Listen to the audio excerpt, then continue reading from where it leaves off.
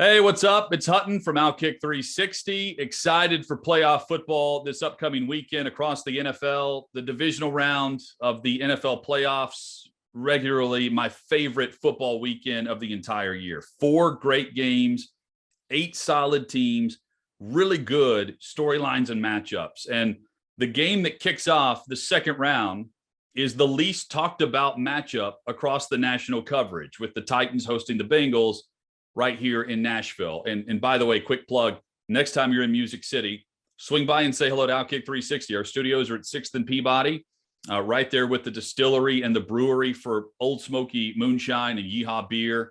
Again, swing by, say hello. It's really easy to find. Just tag in 6th and Peabody, right behind the Music City Center, right off of Broadway. You can't miss us. It's a great time. Throughout the season on Outkick 360, I've listed my top keys for the Titans to win their upcoming game. This week, and through the remainder of the playoffs, I'm going to feature some of the information I didn't have time to get to on the show. And my goal is to keep this to about 10 minutes, 15 minutes. We'll see how it goes.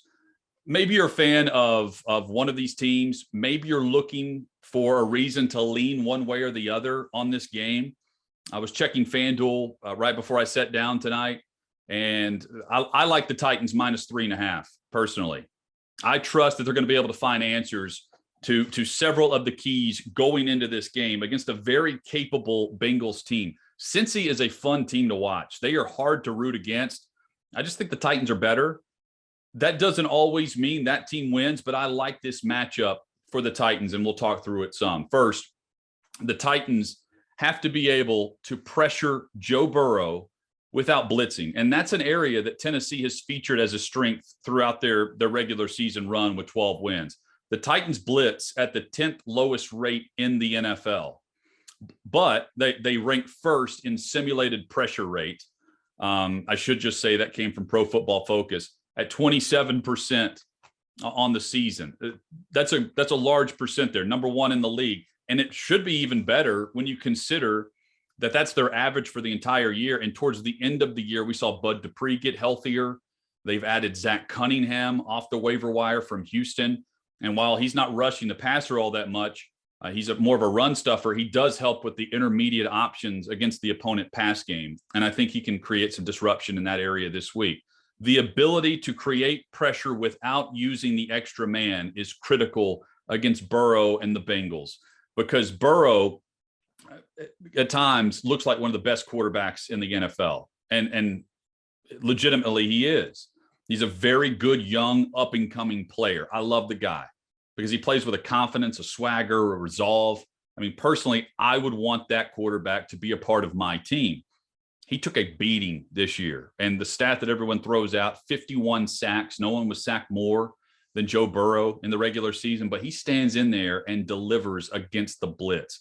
Against the pass rush with 5 or more players, he posted the 9th best passer rating.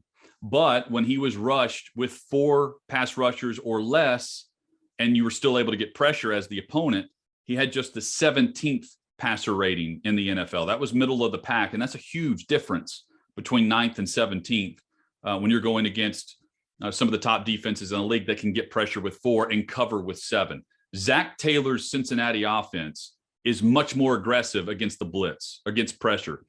They threw for a league-high 10.5 yards per attempt when they face pressure, and then you add 2 more yards to that when they're facing man coverage. Cover 1, where they average 12 yards per attempt. Burrow and Jamar Chase tag team man coverage, and he spreads the ball around well. He's got T. Higgins, Tyler Boyd, who are both very capable. If you played fantasy football, you're very familiar with all 3 of those guys, especially Chase. But Higgins and Boyd, again, steady production for this Bengals offense.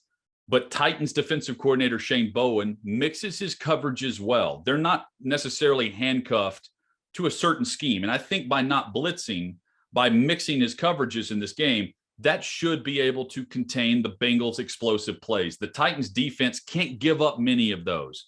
I hear so many times that people say you can't give up any. You're going to give up some. It's an offensive league. But for the most part, the Titans have to force Cincinnati to earn it, to drive the field. Burrow, in his first 11 games of the season, he had 35 completions for 20 or more yards. That's in the first 11 games. If you just look at the last 6, he only had 7 less completions for that same amount.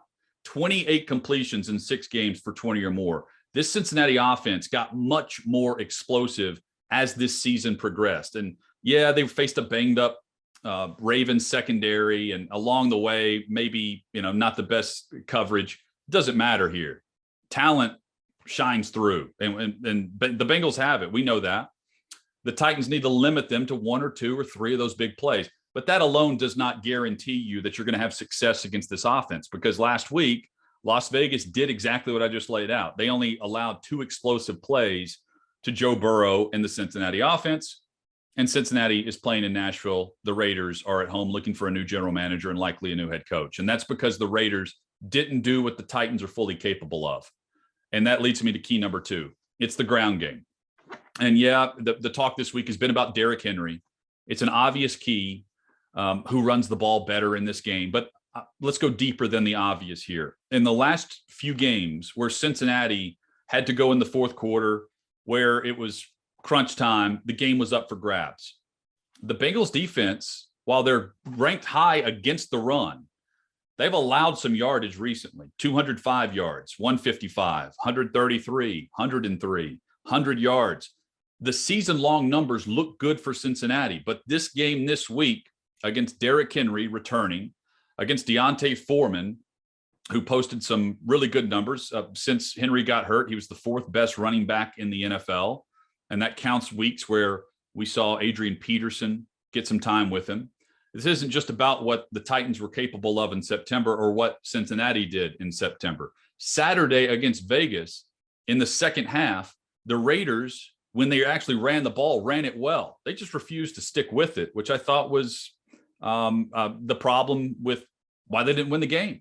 They gained nice yardage. They had carries of 8 yards and 7 yards and 5 yards and 8 yards. Vegas just didn't force the issue with it. If they had, I think they'd be the team playing in Nashville, while Cincinnati would still be searching for their first win going on 32 years. Props to Cincy, though. It was a hell of a party in Cincinnati postgame. We know that the Titans are going to run the football. No team gave it to their running back more in the regular season than the Titans did. They turn around, they hand it off. But Cincinnati will run the ball a lot as well. We think about Burrow and Chase. A key to me in this game will be what these teams do running the ball on first down.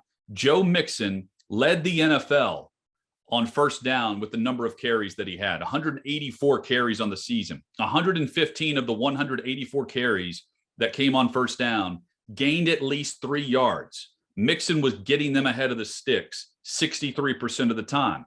And while 2nd and 7 doesn't sound all that great, in reality, it's really good because it puts you in a situation on 2nd down where the defense doesn't necessarily know what's coming. 2nd and 7 or less. And Mixon did a nice job at putting Cincinnati ahead of the sticks. But last week, really a non-factor against the Raiders. What can he do against this Titans defensive front on first down? And then there's Derrick Henry. And yes, he's going to play. Dude's playing. And despite not playing for half of the season, he finished with 131 carries on first down. They're going to give him the football in this game too. And the 131 carries on first down is tied for the 8th most in the NFL. And again, he missed half the season. He probably has 210, 215 on first down carries if he ends up playing the entire season.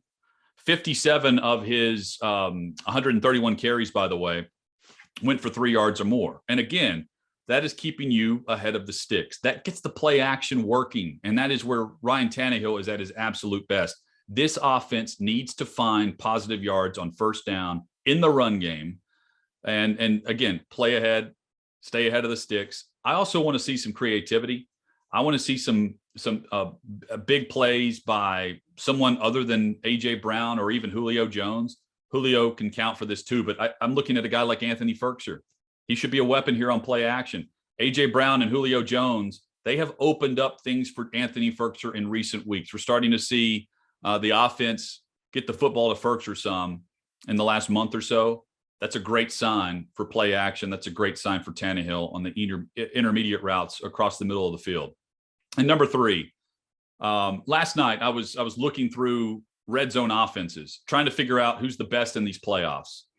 And I noticed something about Cincinnati. They don't have many red zone drives. And when you see highlights throughout the season, yeah, I mean, they're showing the big play capabilities.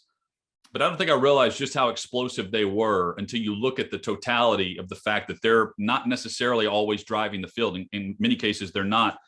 Look, they are tops in the league across a number of categories for explosive plays. They lead the NFL with 21 touchdowns of 20 yards or more, 11 touchdowns for 40 yards or more. And among the 14 playoff teams, only the Pittsburgh Steelers had fewer drives into the red zone than the Cincinnati Bengals.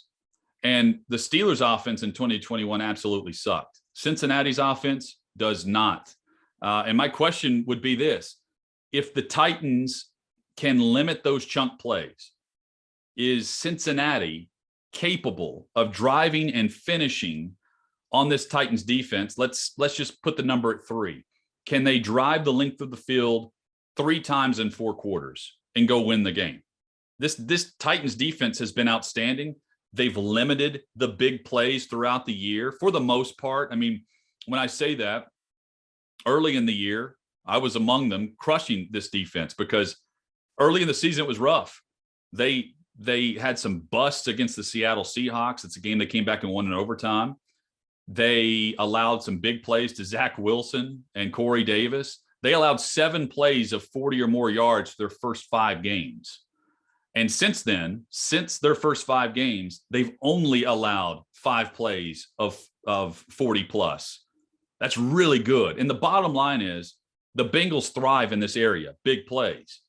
In the red zone, the Titans defense, which was top 10 in the league, they have to get those stops like we saw them do often in the back half of the season. They're really good in red zone defense. The Bengals don't reach the red zone often. Can the Titans find stops in the red zone when the Bengals reach? Yes. I mean, some of the keys here are obvious. The Titans would love a takeaway. They want to win the turnover ratio.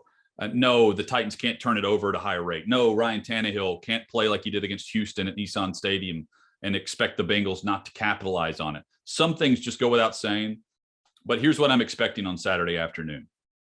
I think it's the loudest environment we have seen in Nashville in 15 to 20 years inside the Titans home stadium. A true home field advantage is going to be heard because Derrick Henry is going to come out of the tunnel and it's going to be one of those special moments. And then ultimately, I believe this Titans team is ready for the moment, ready to advance and host the franchise's first AFC Championship game. I'd take the Titans minus the points, and I believe the Titans get their first home divisional playoff win and their first win at home in this round of the postseason since 2009 after that solid 2008 season. Hey, for more analysis of this game, for the other 3 matchups, check out Outkick 360, 3 to 6 Eastern across the Outkick network. You can follow us on social media. You can find more links to the football discussion. You can download the show wherever you download your podcast. Just search out Outkick 360. We'll help you subscribe, rate, and review.